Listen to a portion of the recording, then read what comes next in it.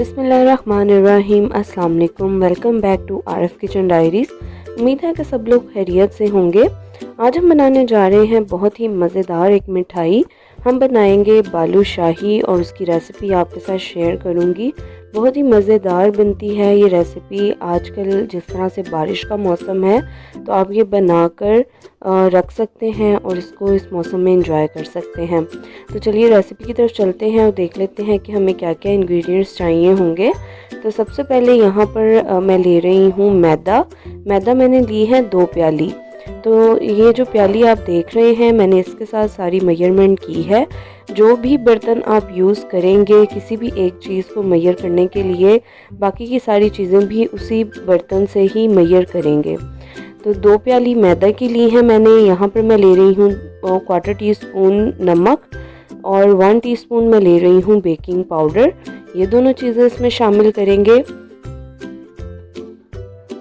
और इसी तरह से जो प्याली मैंने मैदे के लिए यूज़ की थी उसी प्याली में मैंने आधी प्याली ले लिया है देसी घी। देसी घी को पिघलाकर वो इसमें हम शामिल करेंगे।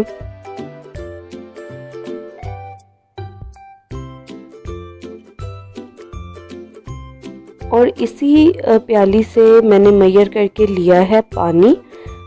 आधी प्याली हम पानी इसमें शामिल करेंगे।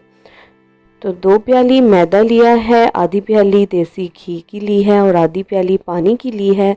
1 टीस्पून लिया है मैंने बेकिंग पाउडर और 1/4 टीस्पून नमक। अब ये सारी चीज़ें डालकर हम इसकी डो तैयार कर लेंगे। हमने इसको जैसे रोटी का आटा गूंथते हैं वैसे बिल्कुल भी नहीं गूंथना, बहुत ज़्यादा पानी इसमें नहीं लगाना। सिर्फ इतना ही पानी लगाएंगे जो हम इसमें शामिल कर रहे हैं। इसके अलावा इसमें मज़ीद पानी शामिल नहीं करेंगे क्योंकि इसकी हमने स्मूथ डो नहीं बनानी है, एक रफ़ सी डो बनानी है। बस इस पानी से इस आटे को हम समेट लेंगे, बहुत ज़्यादा स्मूथ डो नहीं बनाएंगे। तो ये सारा पानी इसमें मैंने शामिल कर दिया है और इसको मैं अच्छे तरीके से मिक्स करूँगी और आपस में इसको समेट लूँगी। इसके अलावा मैंने कोई भी पानी या लिक्विड इसमें और शामिल नहीं किया। अगर डो बनाते हुए आपको लगे कि डो पतली हो गई है तो आप इसमें थोड़ा सा मैदा शामिल कर सकते हैं, लेकिन ये परफेक्ट क्वांटिटी है जो मैंने आपको बताई है। तो यहाँ आप देख सकते हैं कि इस तरह से हमने डो को बस इकट्ठा कर लिया है। इसको स्मूथ डो नहीं बनाया और 10 से 15 मिनट के लिए इसको मैंने रेस्ट पर रख दिया है। तो यहाँ पर अब हम शीरे की तैयारी कर लेंगे, चाशनी बनाएंगे। चाशनी बनाने के लिए आधा किलो मैंने ली है चीनी और उसकी हाफ़ क्वांटिटी में मैं शामिल कर रही हूँ या पानी, मतलब 250 ml मैंने यहाँ पर डाला है पानी। और यहाँ पर मैं ले रही हूँ 4 से 5 अदद हरी इलायचियाँ जिनको खोल लिया है मैंने, दाने और उसके छिलके अलग अलग कर लिए हैं और वो इसमें शामिल कर दिए हैं। इसके साथ ही इसमें मैं शामिल कर रही हूँ ऑरेंज फूड कलर, थोड़ा सा फूड कलर शामिल करेंगे। और साथ ही इसमें हम शामिल करेंगे 1 teaspoon lemon juice. Lemon juice डालने से जो शीरा है उसमें चीनी के क्रिस्टल्स नहीं बनेंगे। ये चाशनी हमने कोई एक तार या 2 तार की चाशनी नहीं बनानी है। जस्ट इसको इतना पकाएंगे कि चीनी अच्छे तरीके से इसमें मेल्ट हो जाए और ये थोड़ा सा गाढ़ा हो जाए। तो यहाँ पर आप देख सकते हैं कि हमारी चाशनी जो है वो रेडी है। अब मैं चूल्हा जो है बंद कर दूँगी और इसको साइड पे थोड़ा सा ठंडा होने के लिए रख दूँगी। तो दूसरी तरफ यहाँ जो हमने डो बनाई थी वो उसको रेस्ट दे दिया है। अब इस तरह से डो को हम तोड़ लेंगे और आपस में जोड़ते जाएंगे। तो डो को स्मूथ नहीं करना, रोटी की तरह इसकी डो नहीं बनानी। ये डो इसी तरह से रफ़ बनेगी। जब हम इसको तोड़ के इस तरह से आपस में जोड़ेंगे या मिलाएंगे तो इसमें लेयर्स बनेंगी। तो ये आप देख सकते हैं कि जैसे जैसे इस डो को मैं तोड़कर आपस में मिला रही हूँ तो ये लेयर्स बनती जा रही हैं। अब इस तरह से इसको हम थोड़ा सा प्रेस करेंगे और इसको हम 2 हिस्सों में डिवाइड करेंगे और फिर ये 2 पोर्शन जो है हम इनको आपस में मिलाकर फिर से प्रेस करेंगे। यही प्रोसेस हम 5 से 6 मरतबा रिपीट करेंगे।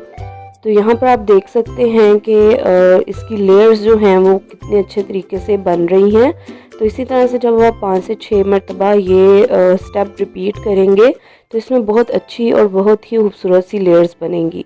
तो इस तरह से इसको हम दरमियान से हाफ़ करते जाएंगे और इन पोर्शंस को फिर से आपस में प्रेस करके जोड़ते जाएंगे।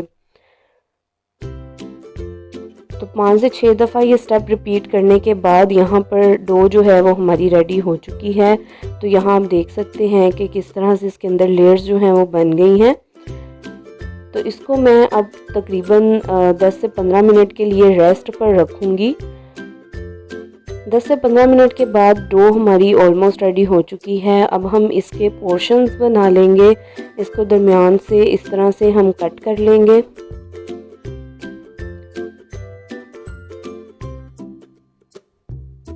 और ये जो पोर्शंस हमने बनाए हैं इनके हम छोटे छोटे बॉल्स कट कर लेंगे।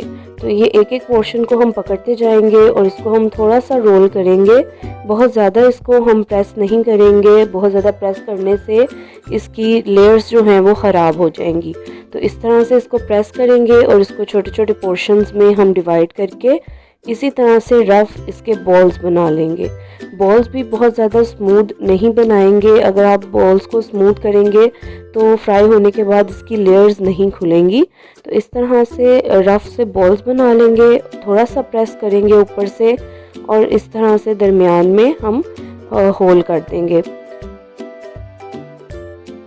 और इसी तरह से बाकी के बालूशाही भी हम रेडी कर लेंगे।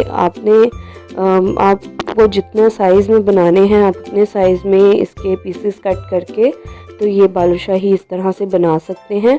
बॉल को आपने बहुत ज़्यादा स्मूथ नहीं करना है, रफ़ बॉल बनानी है बिल्कुल। जैसे आप देख सकते हैं कि मैं बिल्कुल रफ़ बॉल्स बना रही हूँ। थोड़ा सा ऊपर से प्रेस करूँगी और इसके अंदर हम फिंगर से ही होल कर देंगे। तो ये आप देख सकते हैं कि आपको साइड से नज़र आ रहा है कि इसकी लेयर्स जो हैं वो खुल रही हैं। तो इसको हम अभी फ़िलहाल थोड़ा सा स्मूथ करेंगे ताकि ये फ्राई करते वक्त आराम आराम से ये लेयर्स खुलें। तो यहाँ पर ये सारे बालूशाही रेडी हो चुके हैं। ऑयल मैंने गरम कर लिया है। ऑयल जो है वो हम बहुत ज़्यादा हाई फ्लेम पर नहीं रखेंगे, मीडियम हॉट ऑयल में हम इसको फ्राई करेंगे। अगर हम बहुत ज़्यादा गर्म ऑयल में इनको डालेंगे तो ये ऊपर से जल जाएंगे और अंदर से कच्चे रह जाएंगे। तो और ठंडे ऑयल में अगर डालेंगे तो ये ऑयल अब्सॉर्ब कर लेंगे। तो इसको हम मीडियम हॉट ऑयल में फ्राई करेंगे। कोशिश करेंगे आपने जितने भी बालूशाही बनाए हैं वो आप एक ही बैच में फ्राई कर लें, बड़ी कढ़ाई का यूज़ करें। अगर आपके पास बड़ी कढ़ाई नहीं है तो आप इसको 2 बैचेस में भी फ्राई कर सकते हैं, लेकिन उसके लिए फिर आपको ये करना होगा कि पहला बैच डालने के बाद पहला बैच तैयार होने के बाद आपको फ्लेम ऑफ करके ऑयल को थोड़ा सा ठंडा करना होगा और फिर उसको मीडियम हॉट करके फिर से ये फ्राई करना होंगे। बहुत ज़्यादा गर्म ऑयल में हम इसको फ्राई नहीं करेंगे। तो यहाँ पर आप देख सकते हैं कि मैंने ये सारे बालूशाही इसमें डाल दिए हैं। डालने के बाद इसमें हम चम्मच नहीं हिलाएंगे। जैसे जैसे ये फ्राई होना शुरू होंगे तो ये खुद से ऊपर आना शुरू हो जाएंगे। चम्मच इसमें हम नहीं चलाएंगे। अगर हम इसमें अभी से ही चम्मच चलाना शुरू कर देंगे तो ये टूटना शुरू हो जाएंगे। तो यहाँ पर आप देख सकते हैं कि ये फ्राई होते हुए खुद से ऊपर आए हैं। अब इस स्टेज पर जब ये एक साइड से पक चुके हैं तो इनको मैं टर्न कर दूँगी 1 बाय 1 ताकि ये दूसरी साइड से भी अच्छे तरीके से पक जाएँ। तो यहाँ पर आप देख सकते हैं कि बालूशाही जो हमने फ्राई किए हैं वो बहुत ही अच्छे तरीके से गोल्डन हो गए हैं। बहुत ज़्यादा डार्क कलर हम इन पर नहीं देंगे। जैसे ही ये गोल्डन होंगे तो हम इनको ऑयल में से निकाल लेंगे। तो यहाँ पर ये गोल्डन हो गए हैं और इस स्टेज पर मैं इनको ऑयल में से निकालूंगी और जो चाशनी हमने बनाई थी डायरेक्ट उसमें इसको डाल दूंगी। तो आपने ये इस चीज़ का ख्याल रखना है कि जो चाशनी है वो हल्की गरम होनी चाहिए, नीम गरम नहीं होनी चाहिए। नीम गरम से थोड़ी सी ज़्यादा गरम होनी चाहिए और जब हम इसमें ये बालूशाही डालें तो वो हल्की गरम होनी चाहिए, नीम गरम से ज़्यादा गरम होनी चाहिए। तो इस स्टेज पर हम इसमें बालूशाही शामिल करेंगे और 2 से 3 मिनट के लिए एक साइड से डिप होने देंगे और इसी तरह से फिर हम इसको पलट देंगे और 2 से 3 मिनट के लिए हम इसको दूसरी साइड से डिप कर लेंगे। तो तो 2 से 3 मिनट के बाद इसकी साइड मैं पलट दूंगी ताकि दूसरी साइड से भी अच्छे तरीके से इस शीरे में डिप हो जाए।